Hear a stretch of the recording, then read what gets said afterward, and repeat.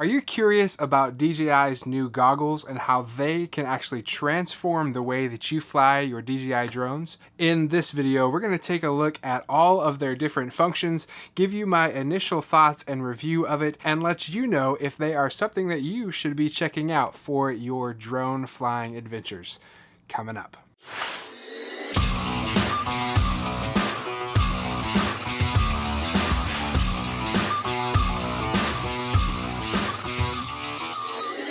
What's up guys, thanks so much for stopping by the channel today. My name's Timothy, and on this channel I focus on tech tools and tutorials to help you create the best content for your YouTube channels and your productions. So if you're new here, consider subscribing and joining the community. Let's jump right into the review. I got these in the mail the other day. I pre-ordered them. So this review is 100% my own. I bought these myself, and so no bias here. I'm gonna give you my honest opinion of them. I do think overall they are super cool, but we're gonna talk about all kinds of things. So let's jump right in. First of all, they're pretty large in comparison to other goggles. They're not terrible, but you definitely look a little bit like a stormtrooper when you're wearing these. It's kind of funny. You do look like a little bit of a robot when you put these on, but you know, that's okay. A lot of people will worry about transporting these. It does break apart into these two different sections. So you have the headband, and the battery is contained back here. So this is actually a really good counterbalance system for the back of your head. It balances out the goggle unit very well. This unit here, not as heavy as it seems. This is actually much lighter than this. But these come apart, and so you can actually store them however you wish. But I think probably one of the most logical ways is just to kind of stick these in like this, and you get the whole system together in one little package. It doesn't take up a whole lot of room for you. So of course they're going to have bags and storage systems for them if you want, but for right now this is as small as it gets. They have an electronic connector here, and all you do is take this connector here and plug it into that port right there, and hear the click, and you're good to go. The comfort of this set is actually extremely comfortable. This is some really great padding they have all the way around, and then what's actually against your face, this rubber here, is really flexible, and it's very comfortable. I was extremely impressed with that. Initially I thought that these would not be very comfortable, but they really are. They do balance well, again, with the battery being in the back band here. You just put that onto your head first, and then bring the goggles down around the front of your face.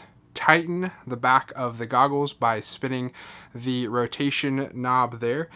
Get it nice and a good snug fit, not too tight, and then you can just fold the goggles right down onto your face to get in a good adjustment. I do wear glasses, as hopefully you know that by now, but these fit really well with people that wear glasses. I have tried it on a couple different people with different styles of frames, and everybody's fit is still really good. It has small slots along the sides which allow your glasses frames to go through.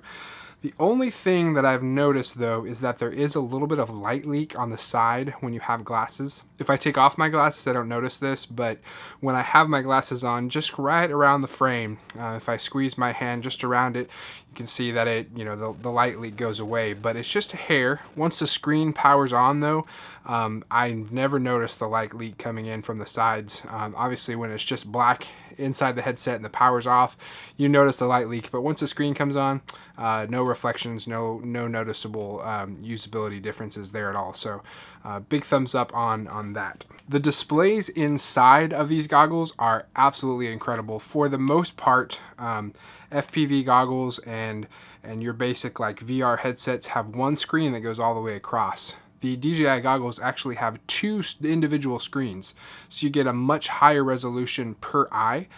So when you put that together, they say that you get an 85-degree field of view, so that's pretty expansive. It's equivalent to basically a 216-inch screen if you were 12 feet away from it. So that is just like a massive movie screen basically. It is really immersive when you put the headset on. Now everybody's eyes are spaced differently, and so it has a dial here on the bottom, and it creates an interpupillary adjustment where the the actual goggles on the inside move back and forth. Those screens do. So that helps with a little bit of blurriness and how far spaced apart they need to be or close together depending on the spacing of your eyes.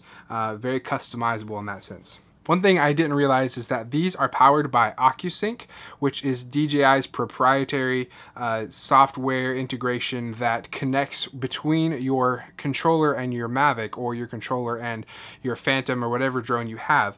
The thing that I didn't realize is that this actually communicates directly with the Mavic Pro. So it doesn't connect to your controller. You can actually connect this directly to the Mavic. So it receives its signal straight from there.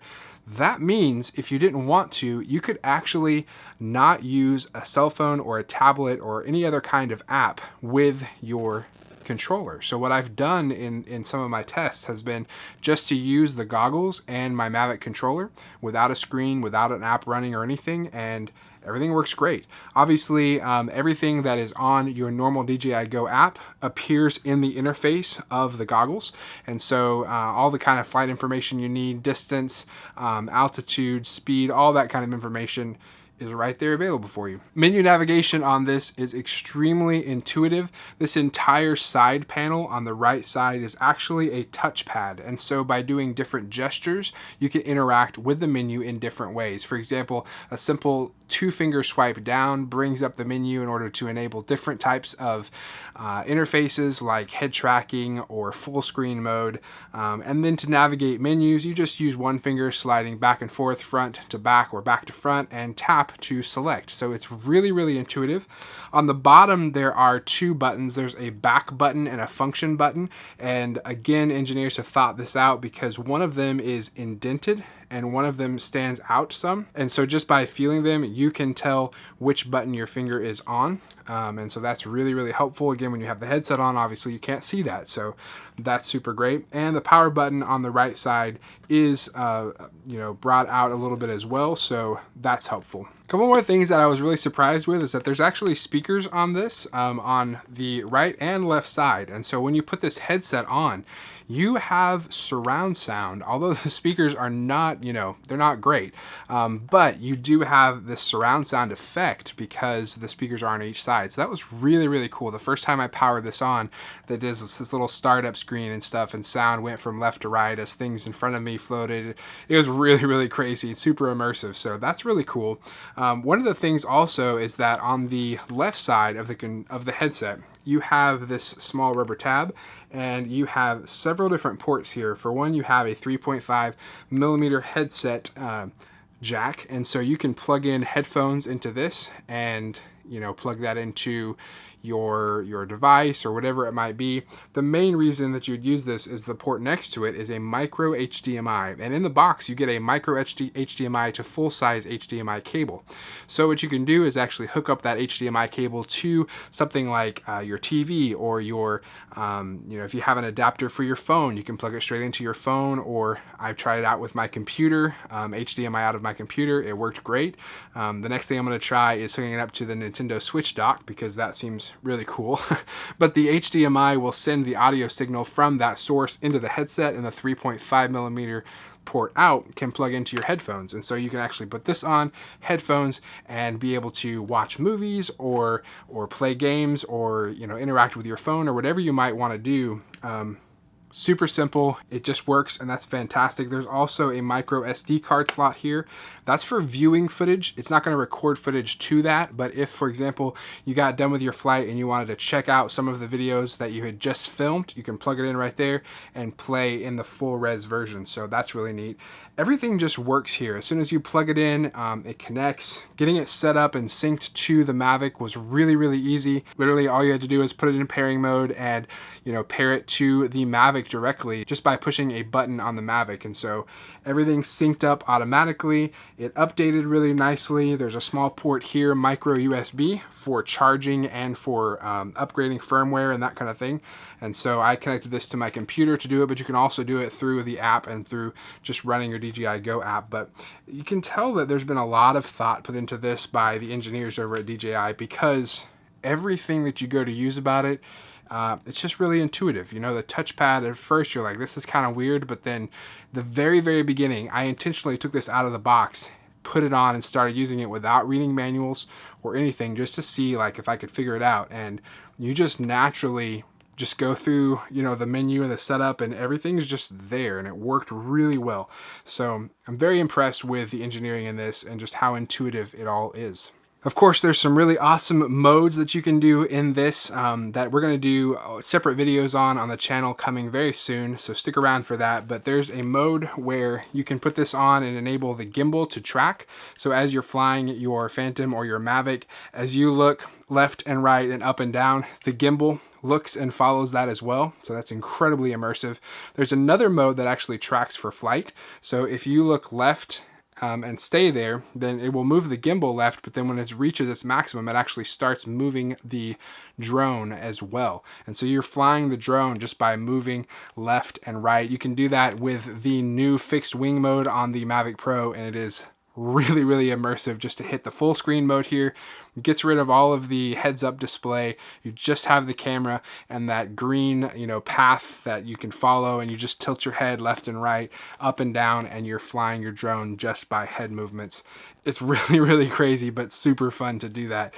So there's all kinds of different modes that, like I said, we're going to make videos on how to do each one of those, but just a lot of ways to interact with your Mavic Pro. But it's also available to work with your Phantom. So if you've got a DJI Phantom 4 Pro or the Advanced or the Pro Plus, obviously, those all work with the goggles, as well as the new DJI Spark. And so that's going to be really exciting to have that little bitty drone interacting with goggles like this. And so you can be sure to stay tuned. I have one of those on pre-order as well to cover here for the channel. So with this big battery in the back, you're looking at 6 hours of battery life before you need a recharge. So if you have that many drone batteries, well, that's pretty cool, but you can basically just keep flying as long as you want, or you can watch a couple movies, play a pretty long game session. 6 hours, a lot of time. The other cool thing is you can actually plug it in with the micro USB while you're using it. So you actually if you're in a position where you could just, you know, be sitting on the couch or whatnot, you can plug in the micro USB, run your HDMI out, and have endless viewing options. So that's really cool as well. So the use of this obviously is going to be different for each person. Number one, it's just crazy fun. I mean, it's a really immersive opportunity to see your drone footage from a perspective that you've never seen it before. You know, being able to throw these on and just be able to look around and see up there is, it is just so awesome. So the fun factor is definitely there. You know, controlling the gimbal while you're flying actually created some really nice motions cinematically that I think would be difficult for some people without a lot of practice. So, you know, being able to enable that head tracking mode and just do this and have your Mavic, you know, pan to the right, you know, tilt down, you know, decreasing altitude and moving forward at the same time. That motion takes a lot, right, to move the gimbal wheel, and then your sticks in the right motion. You can do all of that just by moving your head. So you do have opportunity to get really smooth footage by controlling it like that. So that's really cool. Also, just being able to share the experience of drone flying. You can give these to someone next to you, having somebody come out, and you can, you know, give them the goggles. You can use the screen on your, you know, tablet or phone or whatever. They can experience first-person flying while you maintain control of the drone. So that's really cool, just to get people on board and with you in your hobby of drone flying. Lots of positives for this. I do need to make just a quick note about safety.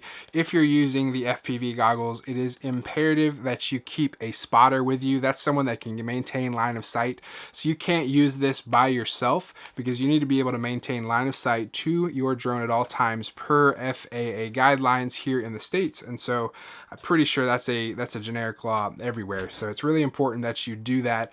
You're going to want a spotter to maintain that line of sight while you're flying it with the goggles, or if you're giving it to somebody else to fly, then they can be watching through the goggles and you can maintain line of sight. But you do need to have a second person to be using these legally here in the US. So that's going to do it for the review today. I'm going to be making all kinds of new videos around the DJI goggles, showing you different modes and ways to just use these to your advantage, to use the kit and the tools that you have to make incredible cinematic footage, but also just to get out there and have some fun with your drone. So I hope it's been helpful to you guys. If you want to pick one up, I'm going to leave links in the description below. It'd be awesome if you click those to order them. They are a free way for you to support the channel here on YouTube. So as always, guys, I hope that you have a fantastic day, and I'll see you in the next video.